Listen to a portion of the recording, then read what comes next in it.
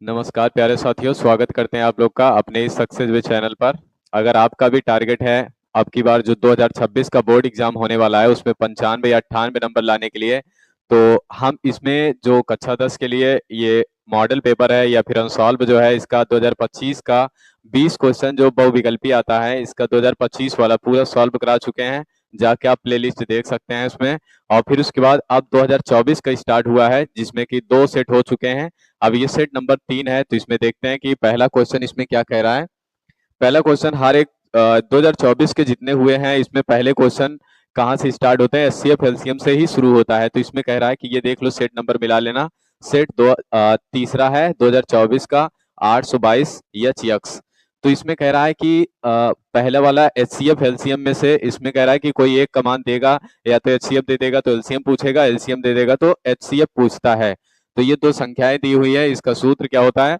इसका सूत्र होता है, यहाँ पे कह रहा है कि एलसीएम और फिर उसके बाद एलसीएम गुणे एचसीएफ। तो यहाँ पे हो जाएगा एलसीएम गुणे एचसीएफ और बराबर का हो जाएगा पहली संख्या और गुणे दूसरी संख्या। तो यहाँ पे हो जाएगा पहली संख्या गुणे दूसरी संख्या। अगर यहाँ पे देखेंगे तो एक चीज दे दिया है, क्या दे दिया है, एलसीएम इसका दे दिया है 156। दोनों संख्याओं का एलसीएम दे दिया है 156 और फिर उसके बाद गुणे कर देंगे। एचसीएफ का मान पूछा है, इसको x मान लो। और पहली संख्या इसमें कौन सी दे दिया, 26, और दूसरी संख्या क्या दे दिया है, 156। तो पहली संख्या हो जाएगी 26, दूसरी हो जाएगी 156। अगर इन दोनों को काटते हैं तो यहाँ पे x बराबर कितना आ जाएगा, 26। इसी तरीके से सॉल्व करके हर एक क्वेश्चन को हल करें और लगाएं फिर उसके बाद, ताकि उसका आंसर गलत नहीं होगा।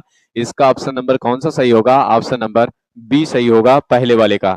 दूसरे में देखते हैं, तो दूसरे में क्या कह रहा है कि निम्नलिखित में से कौन सा सहअभाज्य संख्याओं का युग्म है। सहअभाज्य का मतलब ये होता है कि दोनों संख्याओं में से कुछ भी कॉमन ना हो, मतलब केवल एक के सिवाय और कुछ भी कॉमन ना हो।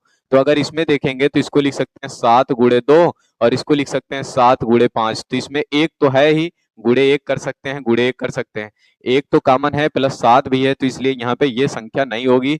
और इसको लिख सकते हैं 18 25, इन दोनों में कोई भी कॉमन नहीं होगा, तो यही इसका आंसर हो जाएगा। और इसमें देखेंगे तो 31 और ये 93 में, तो यहाँ पे 31 भी कॉमन होगा क्योंकि 31 का 3 गुना होता है 93, तो इसलिए यहाँ पे ये नहीं होगा। और संख्या एक भी इसमें कॉमन हो जाएगी। और फिर उसके बाद या फिर कह सकते हैं कि हाँ, इसमें केवल एक से वो संख्या केवल इसी से कटे या तो एक से कटे, बस बाकी और किसी से ना कटे। तो यहाँ पे ये कह रहा है कि ये 31 तो है, ये 31 से भी कटेगा और फिर उसके बाद एक से भी कट जाएगा, दो संख्या से कटेगा। और ये 2 से भी कट जाएगा और एक से भी कट जाएगा। यहाँ पे अगर इसको काटेंगे तो ये 16 आ जाएगा और यहाँ पे 31 आ जाएगा। और एक से तो ये दोनों कटेंगे ही कटेंगे, तो इसलिए ये भी आंसर नहीं होगा। तो इसका ऑप्शन नंबर कौन सा सही होगा, ऑप्शन इसका भी बी ही सही होगा। तो अब देखेंगे हम लोग क्वेश्चन नंबर कौन सा, क्वेश्चन 3 नंबर में क्या कह रहा है। कह रहा है कि बिंदुओं 5,0 और -12,0 के बीच की दूरी बताइए। तो दो बिंदुओं के बीच की दूरी का सूत्र हम लोग लगाएंगे।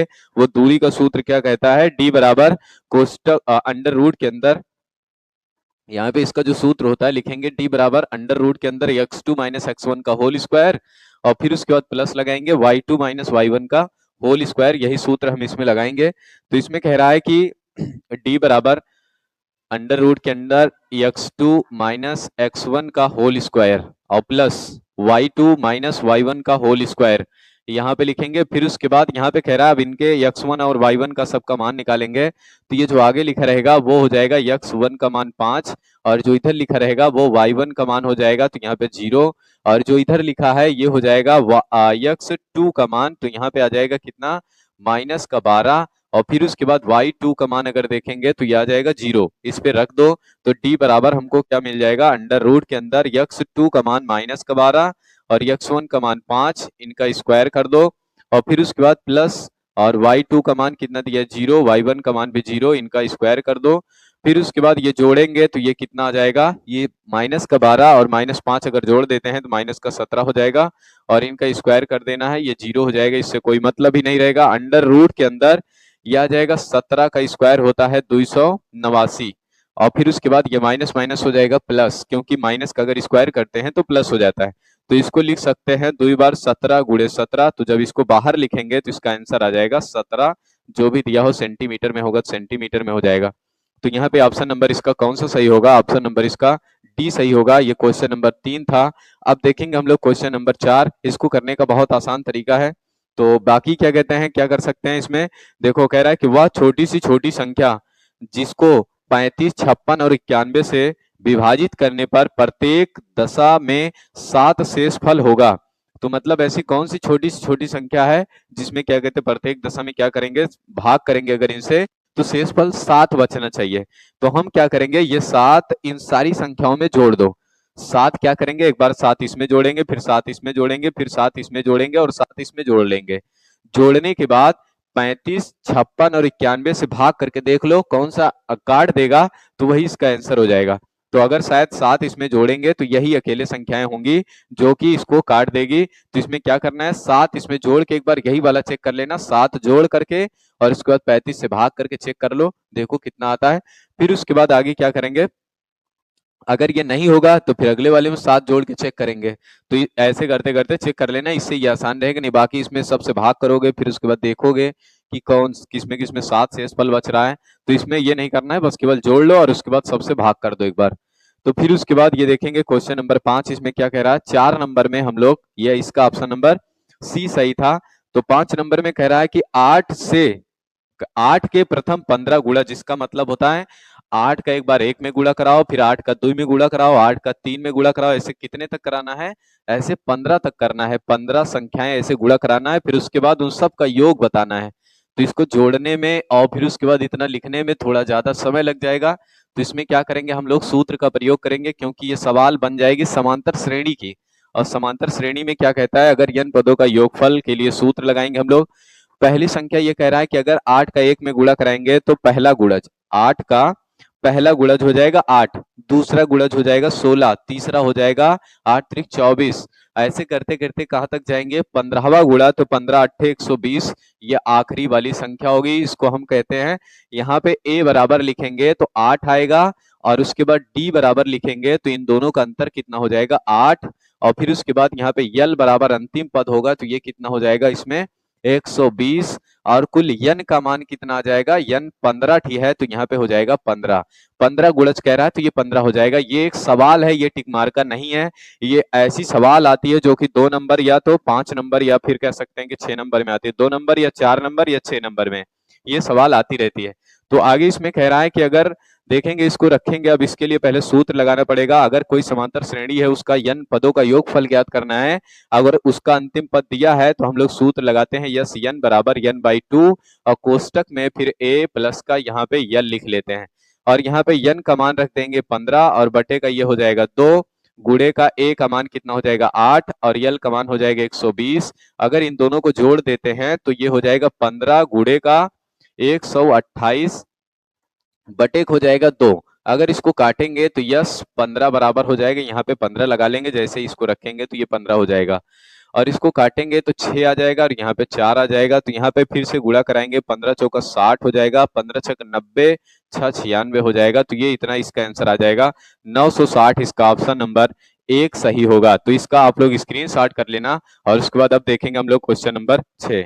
इसमें क्या कह रहा है कि यदि द्विघात समीकरण x स्क्वायर प्लस का 2x माइनस का p बराबर का 0 का एक मूल -2 हो, अगर इनका ऐसा समीकरण दिया रहेगा, इसका एक मूल कह रहा है -2 हो, तो p का मान बताओ, p का मान क्या होगा। अगर कभी भी ऐसा कहता है समीकरण दे करके और कहे इसका एक मूल ये है, तो इसका मतलब x बराबर -2 रख लो। x बराबर -2 इसमें रखेंगे तो यह आएगा x स्क्वायर और प्लस का 2x और माइनस का p बराबर का यहाँ आ जाएगा 0। -2 यहाँ पे रखेंगे तो -2 का स्क्वायर करना पड़ेगा, प्लस यहाँ पे 2 गुड़े ये माइनस का 2 और ये माइनस का p बराबर का 0 हो जाएगा। इसका आ जाएगा 4 और इसका गुणा कराएंगे तो -4, ये माइनस का p बराबर का हो जाएगा 0। 4 से 4 कट जाएगा तो p बराबर आ जाएगी, ये माइनस p बराबर 0, तो माइनस को उधर भेजेंगे तो p का आंसर क्या आ जाएगा 0। इस तरीके से इसको सॉल्व करेंगे तो इसका आंसर क्या आ जाएगा 0। कौन सा ऑप्शन इसमें सही होगा, ऑप्शन नंबर इसका ए सही होगा। तो ये था क्वेश्चन नंबर 6। अब देखेंगे क्वेश्चन नंबर 7। इसमें क्या कह रहा है, यक्ष अक्ष पर स्थित, यक्ष अक्ष पर कह रहा है कि स्थित एवं बिंदु 5, -2 तथा -3, 2 से समदूरस्थ बिंदु के निर्देशांक होंगे। तो इसके लिए हम इसको सॉल्व करना थोड़ा लंबा हो जाएगा, तो इसलिए हम क्या करेंगे, इसको डायरेक्ट ऑप्शन बता दे रहे हैं, ऑप्शन नंबर इसका डी सही होगा। तो फिर उसके बाद देखेंगे क्वेश्चन नंबर 9 तो 8। इसमें क्या कह रहा है कि द्विघात समीकरण दिया है, इसमें समीकरण दे दिया है द्विघात समीकरण 2x² माइनस का 5x प्लस का 4 बराबर का 0। कह रहा है इसके मूलों की प्रकृति बताइए। मूलों की प्रकृति के लिए 3 कंडीशन इसमें अप्लाई होती है। पहली कंडीशन ये कहेगा कि d बराबर 0, दूसरी कंडीशन कह रहा है कि d ग्रेटर देन 0, तीसरी कंडीशन d लेस देन 0। इसका मतलब होता है d बड़ा होगा 0 से, d छोटा होगा 0 से और d बराबर होगा 0 के। तो दूसरे में कह रहा है कि d बड़ा होगा 0 से और d छोटा होगा 0 से। इसका मतलब ये होता है कि कह रहा है कि जब कहेगा कि d बड़ा होगा 0 से, इसका मतलब 1 2 3 4 कुछ भी आएगा लेकिन प्लस में आएगा इनफाइनाइट तक। और जब कहेगा d छोटा होगा 0 से तो इसका मतलब -1 -2 -3 माइनस का 4, ये कहाँ तक जाएगा? इनफाइनाइट तक जाएगा, माइनस इनफाइनाइट तक जा सकता है। तो फिर उसके बाद यहाँ पे कह रहा है कि अगर d का मान हम सॉल्व करते हैं और वो अगर माइनस में आता है तो मूल क्या होंगे? वास्तविक नहीं होंगे, काल्पनिक होंगे। तो इसके पहली बात तो ऑप्शन इसमें देख लेते हैं क्या क्या ऑप्शन दिया है। इसमें ऑप्शन नहीं लिखा हुआ है। ऑप्शन पहला ऑप्शन इसका कह रहा है कि वास्तविक एवं समान होगा, दूसरा कह रहा है कि काल्पनिक होगा मतलब वास्तविक नहीं होगा, और तीसरा वाला कह रहा है कि वास्तविक एवं असमान होगा, चौथा कह रहा है कि इनमें से कोई नहीं होगा। तो हम क्या करेंगे, पहले देखते हैं इसको सॉल्व करके कि d का मान कितना आता है। और d का मान जब निकाल लेंगे तो हम बता सकते हैं कि काल्पनिक होगा कि वास्तविक समान होगा, कैसा होगा। तो फिर उसके बाद हम इसके लिए हमको क्या करना पड़ेगा, जो समीकरण लिखा रहता है 2x² और माइनस का 5x और प्लस का 4 बराबर का 0, तो हम क्या करेंगे इसको ax² प्लस का bx और प्लस का c बराबर 0 से तुलना करने पर इससे जब तुलना करेंगे, तुलना करने पर इतना लिखना पड़ेगा, करने पर। तो यहाँ पे a के स्थान पे कितना मिल जाएगा? 2, क्योंकि a के सामने ये लिखा है। b के स्थान पे मिल जाएगा -5, ये -5 हो गया। c के स्थान पे मिल जाएगा 4। हमको d बराबर सूत्र पता है, क्या होता है? d बराबर b² माइनस 4ac, ये इसका सूत्र होता है। और फिर उसके बाद जब ये इसका सूत्र होता है तो यहाँ पे मान रख दो। तो ये b का मान कितना निकाले थे? -5 का स्क्वायर, क्योंकि अभी यहाँ पे दिखा सकते हैं कि ये कह रहा है कि b का मान -5 और इसका स्क्वायर कर देंगे। -4, a का मान कितना दिया हुआ है? यहाँ पे 2 दिया है और फिर c का मान इसमें कितना लिखा है? 4 लिखा है। इसको सॉल्व करेंगे तो ये d बराबर आएगा 5 का स्क्वायर हो जाएगा 25, क्योंकि माइनस हो जाता है प्लस, 2 बार 5 लिखेंगे माइनस माइनस प्लस हो जाएगा। और ये हो जाएगा कितना? 4 चौक 16, 16 दूना 32, ये माइनस का 32 हो जाएगा। तो यहाँ पे d बराबर जब इसको घटाएंगे तो ये माइनस का 7 आ जाएगा। इसका मतलब ये इस वाले में अप्लाई हो रहा है। इसका मतलब मूल क्या हो जाएंगे? मूल वास्तविक नहीं होंगे या मूल काल्पनिक होंगे। तो इसका ऑप्शन नंबर कौन सा सही होगा? ऑप्शन बी है, जिसमें कह रहा है कि मूल काल्पनिक होंगे, वास्तविक नहीं। कोष्टक में लिखा है काल्पनिक और फिर उसके नहीं, पहले लिखा है काल्पनिक फिर कोष्टक में लिखा वास्तविक नहीं। तो यहाँ पे ऑप्शन नंबर इसका बी लगा देंगे। अब देखते हैं क्वेश्चन नंबर 9 नंबर में क्या कह रहा है? क्वेश्चन कह रहा है कि दो त्रिभुज एक दूसरे के समरूप होंगे। अगर दो त्रिभुज एक दूसरे के समरूप होंगे तो कौन सा ऑप्शन इसमें सही होगा? कह रहा है कि यदि उनके संगत कोण बराबर हों। और फिर उसके बाद दूसरे में कह रहा है कि यदि उनकी संगत भुजाएं समानुपाती हों। तो फिर उसके बाद समान अनुपात में हो, इसका कहने का मतलब ये उनके कोण आमने सामने के, जो संगत का मतलब होता है, जैसे ये अगर ऐसे त्रिभुज बना देते हैं तो इसका मतलब ये होता है कि ये दो त्रिभुज है, इधर वाला कोण इसके, तो ये इसको बोलते हैं संगत कोण। इधर वाला कोण इसके बराबर हो, इधर वाला कोण इसके बराबर हो। या तो फिर ये कह रहा है कि इनकी जो भुजा है, ये वाली भुजा इस समान अनुपात में आए, उनका अनुपात करें तो 1 आए, और फिर उसके बाद इनका अनुपात 1 आए और इनका अनुपात 1 आए। अगर ऐसा आता है तो हम क्या कह सकते हैं कि वो त्रिभुज कैसा होगा? वो त्रिभुज हो जाएगा समरूप। तो ये वाला भी सही है और ये वाला भी सही है। इसका मतलब दोनों ऑप्शन सही हैं। तो दोनों ऑप्शन सी में लिखा है ए और बी दोनों सही होगा। तो इसका ऑप्शन नंबर सी सही हो जाएगा। इसमें सही नहीं लगाएंगे, इसमें सही नहीं लगाएंगे, क्योंकि ये भी सही है और ये भी सही है। इसका मतलब ए और बी दोनों सही हो जाएगा। तो फिर उसके बाद देखेंगे हम लोग क्वेश्चन नंबर 10। क्वेश्चन नंबर 10 में क्या कह रहा है? हम इसको लिखे हुए नहीं है, अभी बोर्ड पे लिख रहे हैं। तो इसमें चित्र बना दिया है और कोण पूछ रहा है कि कौन सा इसमें इसका कोण कितना आएगा। पहले तो हम चित्र बनाते हैं, फिर उसके बाद पढ़ के इसको सुनाते हैं इसमें क्या पूछ रहा है। तो ये हो जाएगा चित्र। अगर इसको हमको नहीं लिखना होता, अगर लिखने के लिए क्वेश्चन नहीं देगा, टिक मार्क का अकेले देगा, तो हम बता रहे हैं कैसे इसको करना है। डायरेक्ट कर सकते हैं बिना लिखे। तो यहाँ पे ये कह रहा है कि इसको इधर मिलाया गया है और इसको इधर मिलाया गया है, और फिर उसके बाद इसको बता दिया है, कह रहा है कि 70 डिग्री होगा, इसको डी कह दिया है, और इसको C कह दिया है और इसको A कह दिया है, इसको O कहा है और इसको B कह दिया है। और ये कह रहा है कि 125 डिग्री होगा और ये 70 डिग्री है। तो आगे इसमें कह रहा है कि मतलब अगर देखें तो ये वाला जो कोण होता है, अगर दो समांतर रेखाएं होती हैं, उनको तीसरी रेखा कट करती है, तो उसके बाद क्या कहते हैं, यहां से ये कुछ ऐसा जो बनेगा, इसको हम एकांतर कोण कहते हैं। इसको एकांतर कोण कहते हैं। इसका मतलब होता है कि कोण डी और कोण बी बराबर होगा, तो ये 70 डिग्री हो जाएगा। और फिर उसके बाद यहाँ पे अगर देखें तो एक लाइन जो बनती है, वो लाइन पे बनने वाला कोण 180 डिग्री होता है। तो अगर ये पूरा बनाएंगे तो 180 बनेगा, पूरा बनाएंगे तो 180 बनेगा। लेकिन 180 में 25 बन चुका है, तो कितना नहीं बना है, तो जो नहीं बना है वही ये वाला हो जाएगा। तो 180 में 125 में कितना जोड़ दें कि 180 हो जाए, तो इसमें 5 जोड़ेंगे तो 30 हो जाएगा, मतलब ये 55 जोड़ देते हैं तो ये इतना आ जाएगा।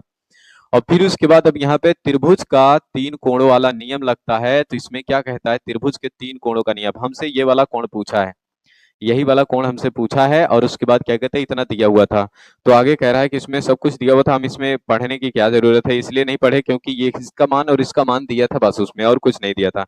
और ये जरूर कह दिया था कि ODC और OBA ये दोनों क्या होंगे, समरूप हैं। तो यहाँ पे क्या कह रहा है कि इसका मान दे दिया 55 और इसका मान दे दिया 70। अगर दोनों को जोड़ते हैं तो ये कितना आ जाएगा, इन दोनों को जोड़ेंगे तो यहाँ पे 30 और जोड़ देते हैं, तो 30 के बाद 25 बचा, 125 हो जाएगा। अब 125 में कितना जोड़ दें कि 180 बन जाए, तो ये 55 और जोड़ देंगे तो 180 बन जाएगा, क्योंकि तीनों कोणों का योगफल कितना होता है, तीनों कोणों का योगफल 180 डिग्री होता है। तो इसलिए दो कोण निकालने के बाद ये ऐसे इसको कर लेंगे। अगर ऐसे नहीं लिखना है तो फिर बाकी लिख करके करेंगे। जैसे कि अगर क्वेश्चन 4 नंबर में आता है या 2 नंबर में आता है, तो बताएंगे रेखा पर बना कोण 180 डिग्री का होता है, फिर उसके बाद इनको प्लस इनको जोड़ेंगे, फिर उसके बाद 125 का मान रखेंगे, फिर उधर भेजेंगे, जो बचेगा घटाने के बाद फिर 55 डिग्री ये आएगा।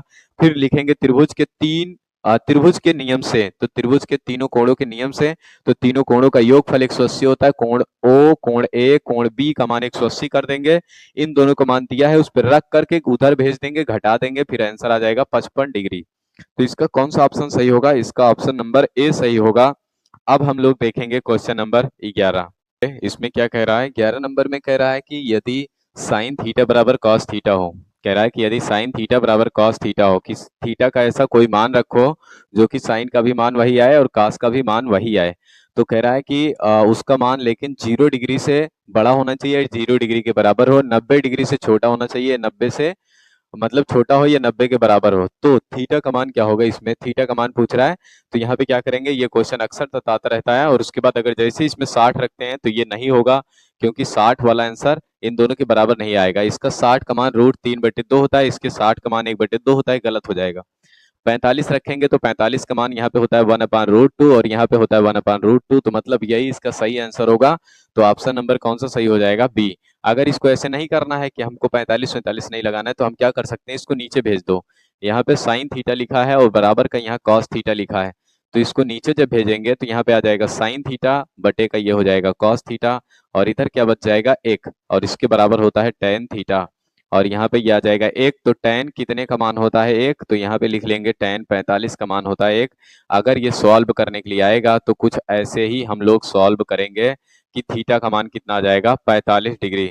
अब देखेंगे हम क्वेश्चन नंबर कौन सा अगला वाला, अगले वाले में क्या कह रहा है 12 नंबर में। इसको कई बार बता चुके हैं, अगर ऐसा क्वेश्चन आता है तो इसमें क्या करना है, कुछ नहीं करना है, बस इसका आंसर डायरेक्ट 1 लगा भी सकते हो। और अगर आपको लग रहा है कि हाँ हम 1 क्यों लगाएंगे, हम इसको सॉल्व करेंगे, तो यहाँ पे क्या कर देना, जितना ये लिखा है नीचे वाला जितना लिखा है उतने इसमें 90 में से घटा देना। तो यहाँ पे लिख सकते हैं साइन 90 माइनस का 75 कर देंगे, और बटे का ये हो जाएगा कॉस 75।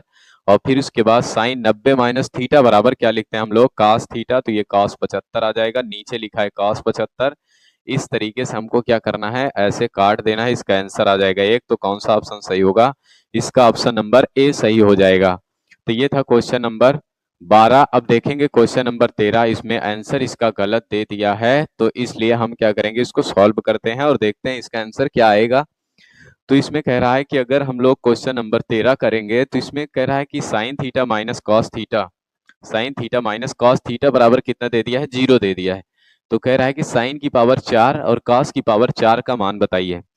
इसको करने का दो तरीका क्या है, पहला तरीका ये कर सकते हैं कि यहाँ से हम वो वाला सूत्र लगा सकते हैं इसमें, क्या कहते हैं, साइन थीटा माइनस का कॉस थीटा का होल स्क्वायर कर दो, या तो इसको लगा लो या तो फिर यहाँ से थीटा का मान निकाल के इसमें रख देते हैं। तो जैसे थीटा का मान निकाल के इसमें रखेंगे तो इसको जब उधर भेजेंगे तो ये साइन थीटा बराबर कितना आ जाएगा, साइन थीटा बराबर आएगा कॉस थीटा। तो वही ने बताए थे कि यहाँ पे इस पे क्या रख देंगे, हम थीटा का मान क्या रखेंगे कि दोनों बराबर हो जाए, तो थीटा का मान 45 रख दो, दोनों बराबर हो जाएगा। थीटा का मान यहाँ 45 रखो, तो जैसे यहाँ पे रखते हैं 45 तो ये आ जाएगा साइन और थीटा या फिर साइन 45 और इसकी पावर 4, यहाँ पे प्लस कॉस 45 और इसकी पावर क्या कर देंगे 4। और 45 का मान होता है 1/√2 और इसका स्क्वायर का स्क्वायर कर दो, और प्लस का इसका मान हो जाएगा √2, इसके स्क्वायर का स्क्वायर कर दो। तो जैसे ये स्क्वायर का स्क्वायर करते हैं तो इसका मान हमको क्या मिल जाएगा, जब √2 का स्क्वायर करेंगे तो 2 आ जाएगा और इसकी पावर 2, और फिर उसके बाद √2 का स्क्वायर करेंगे तो ये 2 आ जाएगा और इसकी पावर 2। इसका स्क्वायर करेंगे 1/4, इसका स्क्वायर करेंगे 1/4, 4 एलसीएम हो जाएगा, ऊपर जोड़ देंगे तो 2 काटेंगे तो 1/2 आ जाएगा। लेकिन जो इसका आंसर वो लोग बता रहे हैं, वो लोग इसका आंसर सी बता रहे हैं, तो आंसर सी नहीं होगा, ऑप्शन नंबर बी ही इसका सही होगा। तो फिर उसके बाद देखेंगे हम लोग क्वेश्चन नंबर 14, इसमें भी आंसर गलत दे दिया है, इसका आंसर देखते हैं सॉल्व करने पर क्या आता है। तो फिर उसके बाद आगे देखेंगे क्वेश्चन नंबर 14, इसमें क्या कह रहा है, 14 नंबर में कह रहा है क्वेश्चन नंबर 14 में कह रहा है कि दिया है सेक ए और प्लस का tan ए, सेक ए tan ए दिया है और उसके बाद कह रहा है कि फिर उसके बाद इसका मान, और बगल में दे दिया है 1 माइनस का साइन ए, तो इसको कह रहा है सॉल्व करके और इसका आंसर बताओ कि कितना आएगा। तो सेक ए के स्थान पे हम क्या लिख सकते हैं, सेक ए के स्थान पे हम लोग लिख सकते हैं 1 का cos ए, इसके स्थान पे लिख सकते हैं 1 cos ए प्लस, और tan ए के स्थान पे क्या लिख सकते हैं, साइन ए बटेगा यहाँ पे लिख लेंगे cos ए, और फिर उसके बाद यहाँ पे बगल में क्या लिखेंगे 1 माइनस का, यहाँ पे हो जाएगा साइन ए। ये इतना तो लिखा हुआ है पहले से, इसमें हम कुछ भी मिटाई उठाएंगे नहीं। तो आगे इसमें क्या कह रहा है, इसका एलसीएम हो जाएगा कितना cos ए, जब नीचे सेम रहता है तो हम क्या करते हैं ऊपर वाला जोड़ लेते हैं, अगर चिन्ह प्लस का रहेगा जोड़ेंगे, माइनस का रहेगा तो घटा देंगे। तो यहाँ पे प्लस का लगा था इसलिए हम इसको प्लस कर ले रहे हैं, और फिर उसके बाद बगल जो लिखा है उसको लिख देते हैं। इतना लिखने के बाद नीचे कॉस पड़ा रहेगा, तो यहाँ पे एक सूत्र लग जाता है, एक कोष्टक में a प्लस बी, एक कोष्टक में a माइनस बी, तो ये कहता है कि a square minus B square, तो इसका मतलब 1 का स्क्वायर और माइनस का ये साइन का स्क्वायर हो जाएगा। और फिर उसके बाद इतना लिखने के बाद नीचे लिखा हुआ है cos a, और इसके बराबर हमको सूत्र पता है कि 1 माइनस साइन स्क्वायर ए बराबर क्या होता है, cos स्क्वायर ए, इसके बराबर होता है cos स्क्वायर ए बटे का यहाँ पे लिखा है cos a, और जब cos से cos इसको काट देंगे तो ये बचेगा क्या, cos a अकेले, इसका आंसर आ जाएगा cos a। और कौन से ऑप्शन में दिया है, ऑप्शन नंबर इसका डी सही है, लेकिन उसमें जो आंसर दिया है वो आंसर सी कह रहा है, तो इसलिए ये नहीं सही होगा, ये गलत है। ऑप्शन नंबर इसका डी सही होगा, इसका आंसर आएगा cos a। अब देखेंगे हम लोग क्वेश्चन नंबर 15, 15 में क्या कह रहा है, 15 हम लिखे नहीं है तो 15 अभी लिखते हैं यहाँ पे। 15 नंबर में कह रहा है कि चित्र में बिंदु O का बिंदुओं A तथा P से देखने पर अनुमान कोण की माप होगी। तो पहले तो चित्र बनाते हैं, फिर उसके बाद देखते हैं कि क्या कोण की माप पूछ रहा है और क्या बताना है हमको। तो इसमें कह रहा है कि एक चित्र बना लेते हैं और उसमें उन्नयन कोण और अनुमान कोण से क्वेश्चन दिया है। इस क्वेश्चन को करते वक्त ये ध्यान देंगे कि कौन सा कोण पहले पूछा है और कौन सा कोण बाद में पूछा है, नहीं तो कभी कभी ऐसा हो जाता है कि हम आंसर ला लेते हैं लेकिन उसका जो ऑप्शन है वो गलत टिक हो जाता है। तो फिर उसके बाद इसमें कह रहा है कुछ ऐसा चित्र बना हुआ है, ऐसे बनाया गया है, और फिर उसके बाद यहाँ पे कुछ ऐसा चित्र बना है, ये यहाँ से है, और फिर उसके बाद ये ऐसे बना दिया है। अब उसके बाद इसमें कह रहा है कि इसका मान a दे दिया है और इसको कह रहा है p और इसको कह रहा है q, और फिर उसके बाद यहाँ पे पूरा दे दिया है 45 डिग्री, और फिर उसके बाद इसको क्या कह दिया है o और इसको कह दिया है b। तो अब हमसे पूछ रहा है, कह रहा है कि a का मान बताइए और p का मान बताइए।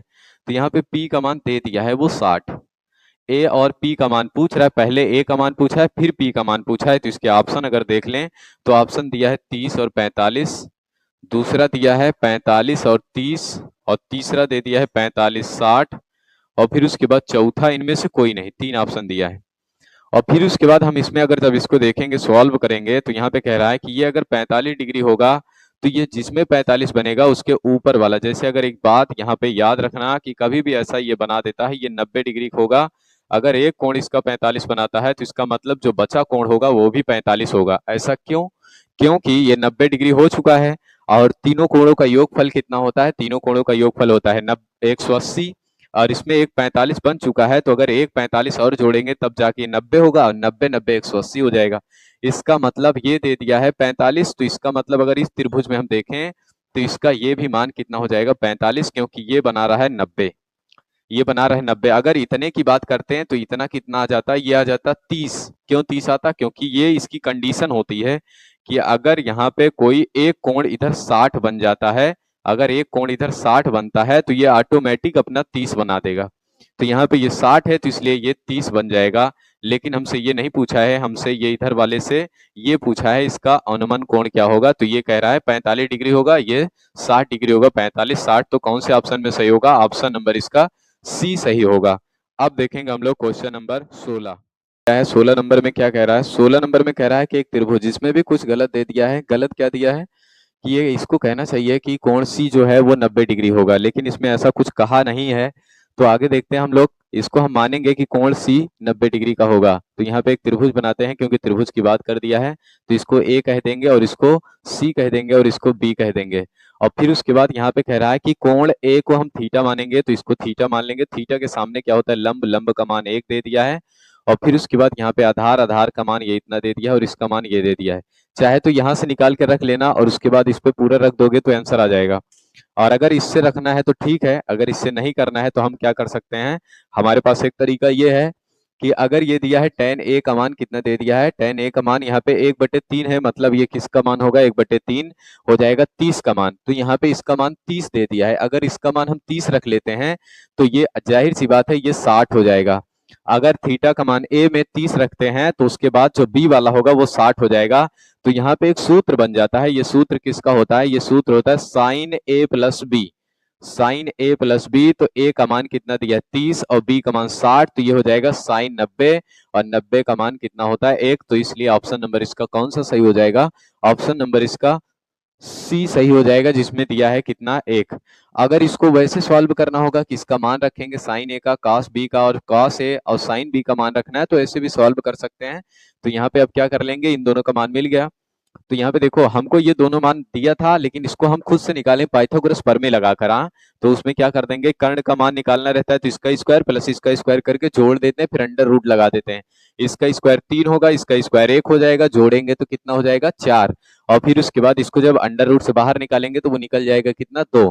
अगर ये थीटा इसको मानते थे हम, तो थीटा बारी बारी से चेंज होगा। पहले थीटा इसको मानेंगे तो ये लंब हो जाएगा, यहाँ पे लंब हो जाएगा, और फिर उसके बाद ये आधार हो जाएगा, और फिर उसके बाद जो उधर बचेगा वो कर्ण हो जाएगा। तो हम क्या निकाल सकते हैं, साइन ए का मान निकाल सकते हैं। साइन ए बराबर क्या होता है लंब बटे का, यहाँ पे लंब बटे का कर्ण। और फिर उसके बाद हम क्या निकाल सकते हैं, साइन और कॉस ए का मान निकाल सकते हैं। कॉस ए निकालने के लिए हमको क्या करना पड़ेगा, कॉस ए बराबर क्या होता है, अगर लाल बटे कक्का लिखते हैं तो यहाँ पे हो जाएगा आधार बटे कर्ण। आधार का मान √3 दिया है, कर्ण का मान कितना दे दिया है 2 दे दिया है। और फिर उसके बाद हम थीटा की बार चेंज करेंगे, थीटा बी को मानेंगे, क्योंकि यहाँ पे ध्यान देना जब थीटा के सामने यहाँ पे बी देता है तो इसको हमको थीटा मानना पड़ेगा। थीटा इसको मानेंगे तो लंब ये बन जाएगा, और फिर उसके बाद यहाँ पे ये आधार नहीं होगा, अब आधार ये बन जाएगा। अब यहाँ से हमको किसका मान निकालना पड़ेगा, यहाँ से हम साइन बी का मान निकालेंगे। साइन बी जब निकालेंगे तो साइन बी बराबर मतलब क्या होता है लंब बटे का कर्ण। तो यहाँ पे ये हो जाएगा थीटा का लंब और कर्ण का मान कितना दे दिया है 2। और फिर उसके बाद यहाँ पे हम कास ए का मान निकालेंगे, यहाँ से कास ए का मान निकालेंगे तो ये कास बी का मान निकालेंगे। कास से निकल चुका है, कास बी जब निकालेंगे तो ये हो जाता है क्या, आधार बटे कर्ण। आधार का मान 1 दिया है और कर्ण का मान कितना दे दिया है 2 दे दिया है। तो यहाँ पे क्या कर लेंगे, इसको और सॉल्व करते हैं। यहाँ पे मान रखो, अब इस पे मान रख देते हैं। साइन ए का मान 1/2 और फिर उसके बाद कास बी का मान कितना निकाले हैं 1/2, कास बी का मान 1/2 प्लस, और फिर उसके बाद यहाँ पे कास ए का मान √3/2 और फिर उसके बाद गुड़े, अब क्या रखना है साइन बी का मान √3/2। तो यहाँ पे जब इसको रख के सॉल्व करेंगे तो ये 1/4 आ जाएगा, प्लस इधर 3 बन जाएगा, √3 3 बन जाएगा, और इधर भी हो जाएगा 4। जब इसको सॉल्व करेंगे तो ये 4 ऊपर आ जाएगा, 4 काटेंगे तो इसका आंसर कितना आ जाएगा 1। तो चाहे जैसे सॉल्व कर लो, लेकिन इसमें एक बहुत बड़ी गलती यही दिया है कि इसको कह देना चाहिए ये 90 डिग्री होगा। जब तक ये नहीं कहेगा तब तक इसका आंसर ये कैसे सही कर सकते हैं, सी का मान, लेकिन कहा नहीं है कि ये 90 डिग्री होगा। तो फिर उसके बाद अब क्वेश्चन नंबर देखेंगे 17 नंबर में क्या कह रहा है कि एक घड़ी की मिनट की सुई 8 सेंटीमीटर मिनट की सुई 8 सेंटीमीटर लंबाई है, मिनट की सुई की लंबाई ऐसा होना चाहिए 8 सेंटीमीटर है, तो कह रहा है कि एक मिनट में मिनट की सुई द्वारा बनाए गए त्रिज्य खंड का क्षेत्रफल क्या होगा। तो ये पूछ रहा है त्रिज्य खंड का क्षेत्रफल क्या होता है, थीटा अपान 360 और फिर उसके बाद pi r square, theta upon 360 pi r square. अगर इसको देखेंगे तो यहाँ पे पहले हम क्या करते हैं, वृत्त बना लेते हैं, फिर उसके बाद उसके बीच कोण क्या बनेगा ये निकाल लेते हैं, फिर थीटा क्या होगा मतलब उसकी त्रिज्या कितना दिया है वो रख लेंगे, तो ये हो जाएगा क्या एक वृत्त। और उसके बाद इसमें देखेंगे तो इसकी त्रिज्या 8 सेंटीमीटर दे दिया है, लेकिन ये कह रहा है मिनट की सुई अगर 1 मिनट में कोण बनाएगी तो वो कितने डिग्री का बनाएगी, तो ये पूरा कितने मिनट में बनाती है, 60 मिनट में वो बनाती है 360 डिग्री। 60 मिनट में कितना बनाएगी, 360 डिग्री, क्योंकि पूरा जब एक बार घूम जाती है गोला गोला तो 360 डिग्री कोण बन जाता है। और फिर उसके बाद क्या कहते हैं, जब 1 मिनट थोड़ा सा घूमेगी तो अब वो भी पूरा जब घूमती है तो इसका मतलब होता है कि मतलब क्या कहते हैं 60 मिनट घूमी है और उसके बाद उसके बराबर 360 डिग्री का कोण बनाती है। तो अगर 1 मिनट ही घूमेगी तो यहाँ पे ये कह सकते हैं कि इसको अगर काट देंगे तो 6 मिनट बराबर हो जाएगा 36, तो 1 मिनट बराबर हो जाएगा 6, 1 मिनट में 6 डिग्री का कोण बनाएगी वो, 1 मिनट में 6 डिग्री का कोण बनाएगी। तो फिर उसके बाद हमको कह रहा है कि ये थीटा बराबर रख लेंगे हम कितना 6, क्यों, क्योंकि कह रहा है कि वो 1 मिनट में कितना कोण, 1 मिनट में जो क्षेत्रफल बनाएगी, तो 1 मिनट में जितना कोण बनेगा वो आ जाएगा ये। अब त्रिज्य खंड का क्षेत्रफल थीटा अपान 360 सूत्र लगाएंगे और उसके बाद पाई आर स्क्वायर कर देंगे ना, आर का मान यही है, पाई का मान यही रहेगा, थीटा का मान रखना है तो यहाँ पे रख लेंगे 6 और ये हो जाएगा कितना 360 पाई आर स्क्वायर। अगर इसको काटते हैं तो 6 छंग 36 हो जाएगा, तो ऊपर आ जाएगा पाई आर स्क्वायर बटे का 60, ये इसका आंसर हो जाएगा। तो जो ऑप्शन इसका सही होगा, तो ऑप्शन नंबर कौन सा सही है, इसमें ऑप्शन नंबर पहला सही है। इसमें कह रहा है कि पाई आर स्क्वायर बटे का कितना दे दिया है 60, तो ये 17 नंबर का आंसर कौन सा हो जाएगा, पाई आर स्क्वायर बटे का 60। आप देखेंगे 18 नंबर आंसर, 18 नंबर क्वेश्चन, इसमें क्या कह रहा है, 18 नंबर में कह रहा है कि 1/2 सेंटीमीटर व्यास वाले किसी ठोस के अर्धगोले का संपूर्ण पृष्ठीय क्षेत्रफल क्या होगा। तो पहले तो ये अर्धगोले के लिए कह रहा है, लेकिन हमको गोले का संपूर्ण पृष्ठीय क्षेत्रफल क्या होता है उसी का आधा कर देंगे तो हमको इसका सूत्र मिल जाएगा अर्धगोले का। तो अर्धगोले के संपूर्ण पृष्ठीय क्षेत्रफल का सूत्र होता है 1/2 नहीं 2 और फिर उसके बाद पाई आर स्क्वायर, ये इसका होता है। तो ये अर्धगोले के संपूर्ण पृष्ठीय क्षेत्रफल होता है। तो लेकिन क्या कहते हैं हमको आर का मान इसमें नहीं दिया है, हमको डी का मान दिया है, तो आर बराबर क्या होता है, आर बराबर होता है d/2, तो इसका मतलब डी का मान दे दिया है 1/2, इसका भी बटे 2 कर देंगे तो ये आ जाएगा इधर 4, तो ये इसका मान कितना आ जाएगा, आर का मान 1/4 आ जाएगा, यहाँ पे रखना है। तो ये आ जाएगा 2 पाई और उसके बाद यहाँ पे आर का मान 1/4 फिर 1/4, इसको काटेंगे तो ये कितना आ जाएगा 2, तो यहाँ पे आ जाएगा पाई बटे का 8, ये इसका आंसर हो जाएगा। तो कौन सा ऑप्शन इसका सही हो जाएगा, पाई बटे का 8, ये ऑप्शन नंबर ए इसका सही हो जाएगा। तो ये 18 नंबर का आंसर कौन सा सही होगा, ए। मतलब यहाँ पे कह रहा है कि 1/8 पाई, तो चाहे ये भी कह सकते हैं पाई बटे 8, चाहे 1/पाई और 1/8 पाई कह सकते हैं।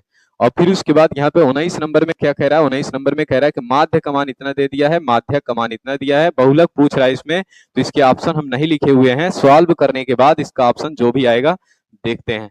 तो इसमें कह रहा है कि पहले इसमें सूत्र लगाएंगे, बहुलक बराबर क्या होता है 3 माध्यक माइनस का 2 माध्य, तो ये सूत्र लगाएंगे बहुलक बराबर, तो ये हो जाएगा बहुलक और फिर उसके बाद बहुलक बराबर 3 और फिर उसके बाद माध्यक और माइनस का 2 माध्य, और फिर उसके बाद जब यहाँ पे रखेंगे तो इन दोनों का मान दिया है उसको रख दो, तो पहले माध्यक का मान दे दिया है इसमें रखते हैं 3 और गुणे का 25.8 और माइनस, फिर उसके बाद इसका मान दिया है 2 और गुणे को ये हो जाएगा 26.1, ये इसका मतलब मान रख देंगे। अब इसका गुणा कराओ तो कितना जाएगा 8 त्रिक 24.5 तिहाई 15 और 15 दूनी 17 और फिर उसके बाद यहाँ पे आ जाएगा 3 दूना 6 और 6 7, यहाँ पे हो जाएगा 77 माइनस, इसका गुणा कराएंगे तो 2.6 दूना 12 और फिर इसको 2 दूना 4 1 5 हो जाएगा। अब इसको घटा देते हैं, जब इसको इसमें घटाएंगे तो 4 में से 2 जाएगा तो 2 आ जाएगा और फिर उसके बाद 7 में से 2 गया तो 5 आ जाएगा, तो 7 में से 5 गया तो 2 आ जाएगा, तो इसका आंसर आ जाएगा 25.2। तो कौन सा ऑप्शन सही होगा इसका 25.2, ऑप्शन नंबर सी सही होगा, इसमें सी में यही लिखा हुआ है 25.2। तो ये इसका 19 नंबर क्वेश्चन था। अब हम देखेंगे क्वेश्चन नंबर 20, जिसमें कह रहा है कि इसको हम लिखे हुए नहीं है, कह रहा है कि केंद्रीय प्रवृत्ति की माप होती है या होगी। तो पहला ऑप्शन कह रहा है बारंबारता, दूसरा कह रहा है कि माध्य, तीसरा कह रहा है कि माध्यक और चौथा कह रहा है कि बी और सी दोनों होगा। तो यहाँ पे ये हो जाएगा बी और सी दोनों कह रहा है, तो इसका आंसर कौन सा हो जाएगा? बी और सी दोनों हो जाएगा। माध्य और माध्यक केंद्रीय प्रवृत्ति की माप दोनों होती है। तो ये हो गए इसके टोटल कितने क्वेश्चन? 20 क्वेश्चन। ये सेट नंबर 2024 का 3 था। तो हम इसी तरीके से एक एक क्वेश्चन सॉल्व कराते हुए 2025 का पूरा 20 के 20 क्वेश्चन जितने होंगे वो सब सॉल्व करा चुके हैं। अब 24 का स्टार्ट किए हैं। ये 24 होने के बाद 24 वाले जितने 20-20 के क्वेश्चन है वो सब कराने के बाद हम लोग एक 500 क्वेश्चन की एक सीरीज स्टार्ट करेंगे, जिसको अगर आप लगा लेते हैं पूरे क्वेश्चन तो ये 100% ये दावा करते हैं कि आप 99 या 98 नंबर ले सकते हैं, क्योंकि मैं ये करवा करके इसी तरीके से मैं ऑफलाइन में पढ़ा करके अभी तक 3 साल से लगातार गणित में 99 नंबर दिला रहा हूं। तो अगर आपको भी चाहिए तो आप इस रिवीजन सीरीज में जुड़े और उसके बाद रिवीजन करते रहें।